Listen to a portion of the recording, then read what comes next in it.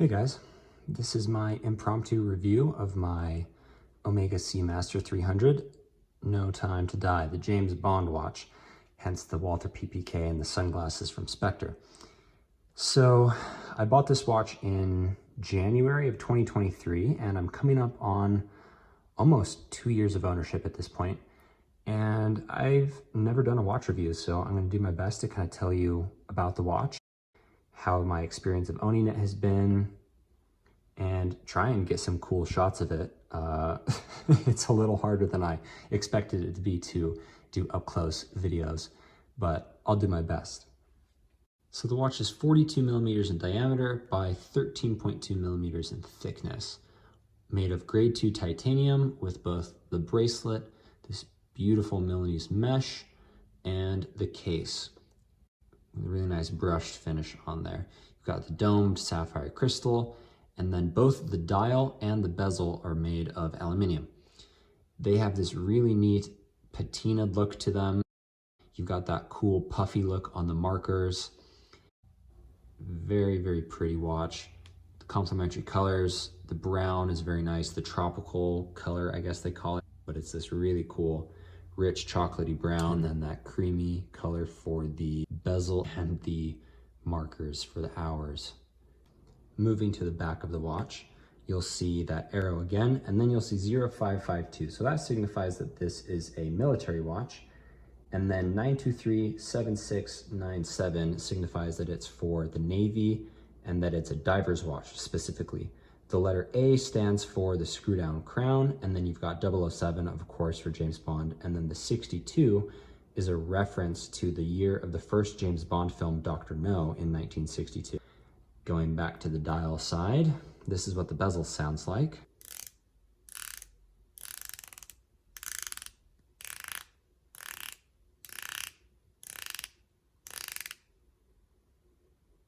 Very crispy, very clicky, has a nice sound to it. You've got a helium escape valve there at the 10 o'clock position. And then let's talk about the movement a little bit too. This has the coaxial master chronometer caliber 8806 inside it. And honestly, it's a fantastic movement. I think it's got about 56 hours of power reserve, which is awesome. It does not have the date function, so you don't have a ghost date when you wind the watch and set the time. The lume on this watch is another one of my favorite things.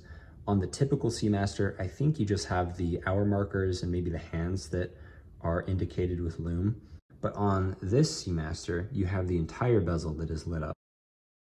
After owning this watch for nearly 2 years, I've noticed a couple things with wearing it. First of all, the clasp sometimes is a little annoying to open. And if you have big wrists like me, you'll find that you either put this adjustment on either the 4th hole right here, or if it's cold outside and your wrists are small, you'll put on the 3rd hole. Usually though, I have it on the 4th hole, which is a little bit bigger. And that lines the tail of the mesh bracelet up right there, and it can get kind of stuck, so you can't open this unless it comes down. Do you see how it's getting stuck there? Like that. And then this won't open until you get that out of the way. So that's kind of annoying that that happens. I quite like the understated nature of this watch. All of the brushed surfaces and matte surfaces of the bezel and the dial really give it this cool fly under the radar look, whereas the normal Seamaster has a lot of polished surfaces, definitely catches more eyes, but this is very low-key understated, and I really like that about it. I would say by far my biggest complaint with this watch is that there's no micro adjustment on the bracelet. The way I typically wear it is here on this 4th hole there in the bracelet.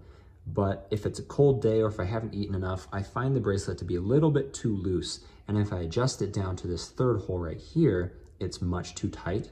So it would be nice to have a little bit of an in-between to choose from there on the bracelet. Another thing that's not my favorite about this watch is that the clasp wears pretty thick. As you can see, it doesn't exactly sit very flush to the watch itself or to your wrist. When you buy it, they give you this really cool pouch, which I've never used once. I would highly doubt if anybody has actually used their pouch. you can fit the watch inside it in here, and probably fit some kind of tool for taking the bracelet off. If you have a NATO strap, I'm sure that could go in there. And then back here, you've got some warranty cards. It's made of this cool canvas and leather. It's kind of a neat touch. I think it's pretty cool. So even though there's a couple things that I don't really love about the watch, overall, it's a fantastic watch. I've loved owning it, and I'm definitely gonna hold on to it and keep wearing it. So hope you enjoyed this little video. Let me know what you guys think. If you're on the fence about buying one of these versus another Seamaster, I would definitely recommend this one. The titanium, the vintage look, the James Bond theme, it's all very cool.